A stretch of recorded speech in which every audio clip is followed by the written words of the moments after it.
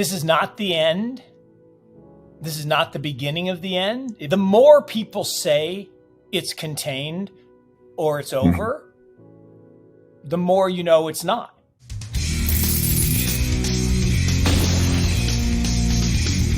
In today's video, Mark Yusko, the founder, CEO and CIO of Morgan Creek Capital Management, discussed about the Fed raising interest rates and impact on all markets including crypto, the crypto bear market, and if we've hit the bottom on Bitcoin.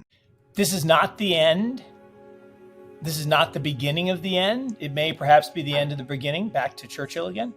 The banking crisis, remember Yellen, like 4 or 5 years ago, said there'll never be another crisis in her lifetime?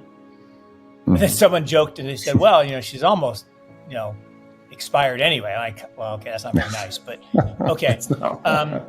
But I mean, just clearly silly, right? I mean, it's cyclical, and as sure as the sun sets and rises, there was going to be another financial crisis, and we have one going on.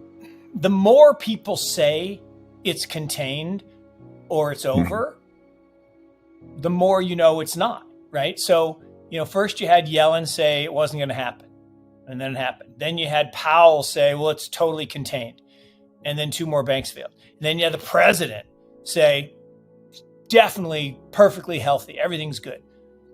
Nope. So, because what hasn't happened yet is the loans. So the first thing that happened is the banks had the crisis in 2009. And what happened?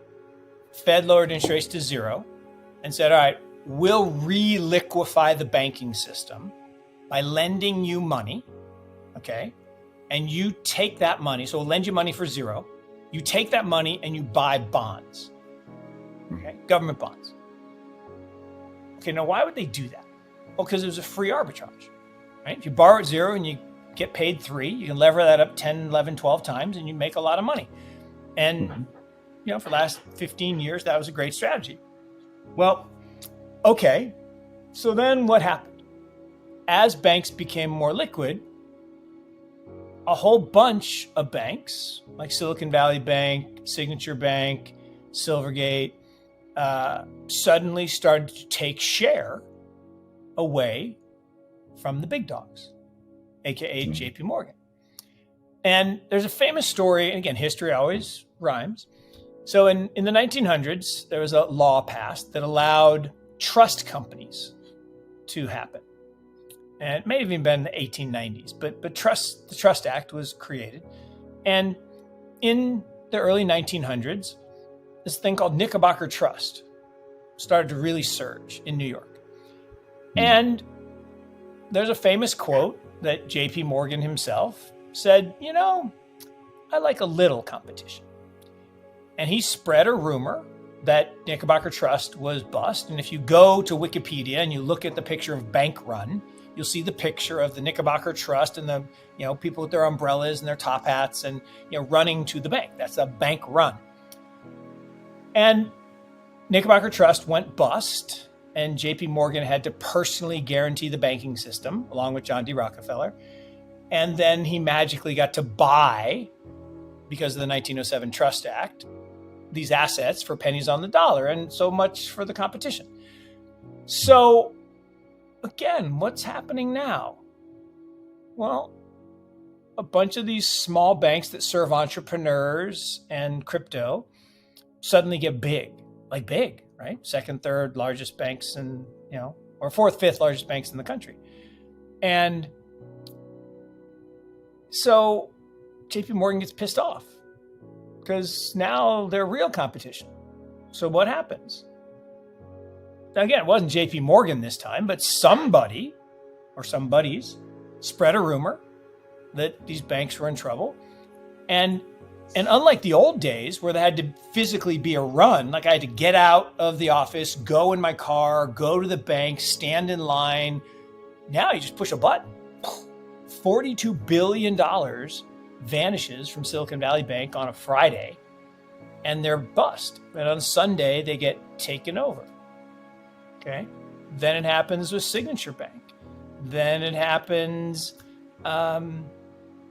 Oh, no, Silvergate was first, then Signature Bank, and Silicon Valley Bank. And like, oh, and then the last one was First Republic.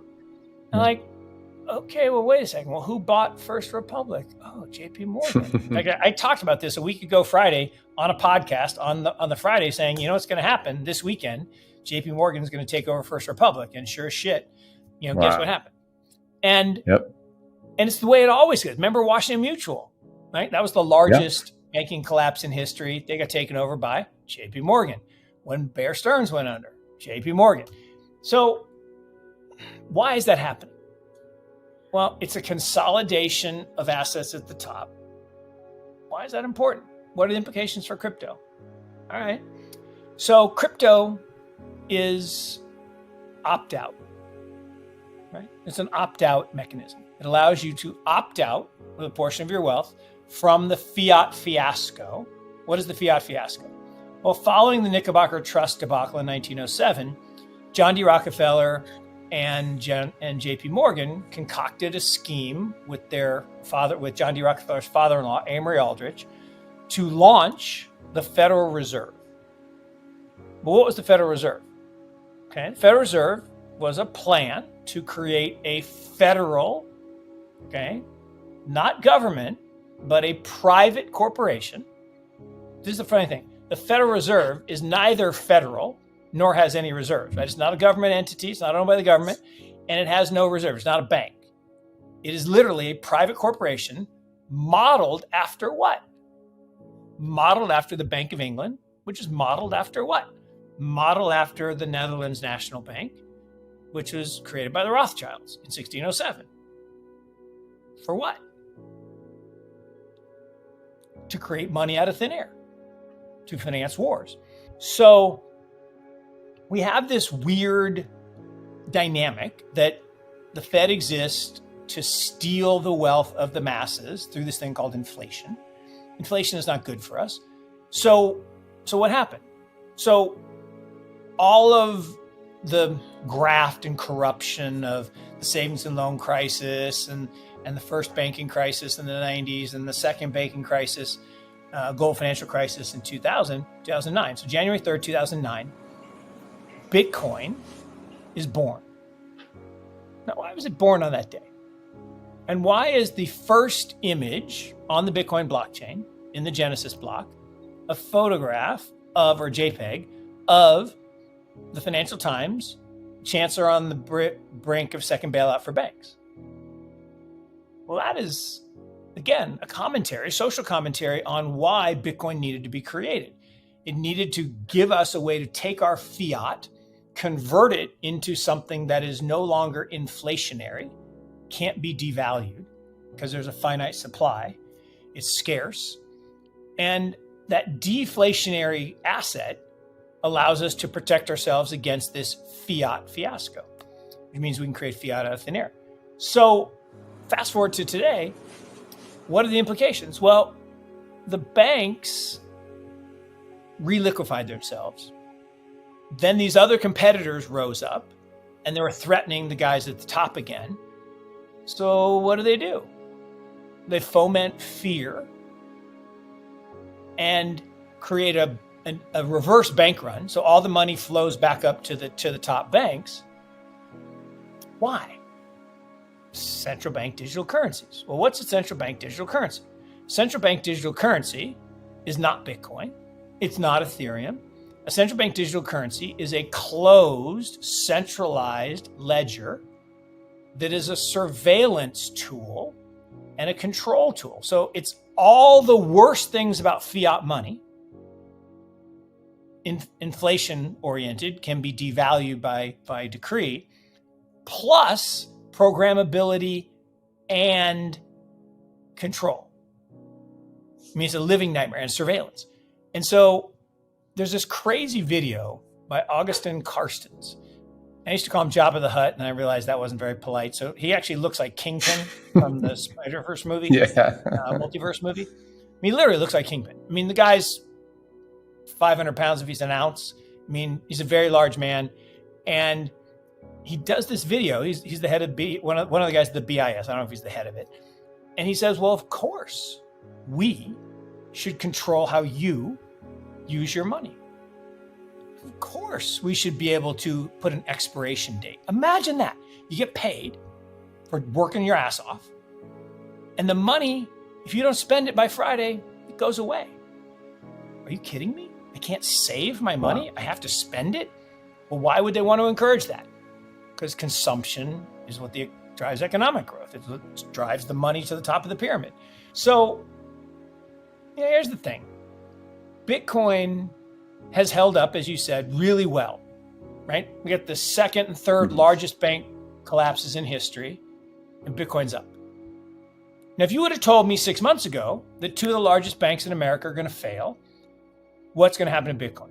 Everybody would have said, oh, it'll be down 50%. It'll go to zero. Peter Schiff would have been saying, oh, it'll definitely be zero then. Okay, Peter, here's the thing. Over the last 10 years, gold is down. Gold is down, and Bitcoin's up about 10 years. It's like 850%. So gold is down and Bitcoin's up 850%. So something's, broken in that model, but the money keeps getting worse. And what crypto does, and particularly Bitcoin, and it's really Bitcoin, Ethereum, Monero Dash, and a handful of others. Everything else, utility tokens, securities, gambling, meme coins, like everybody's all psyched about Pepe or whatever. Yeah. Look, if you want to gamble on meme coins, knock yourself out. But it better be in the get rich bucket. Like everyone, I always say, should have 3 buckets. Liquidity bucket to fund your lifestyle. That's 5 to 15%. High quality, liquid assets. Then a get rich bucket, right? 10 to 15%. That's to do the brother-in-law's condo deal, the friend's venture deal, the meme coin. You're going to lose it all, so keep it small. But you want to play the game, knock yourself out, right? It's like when people go to Vegas. Great. Yeah.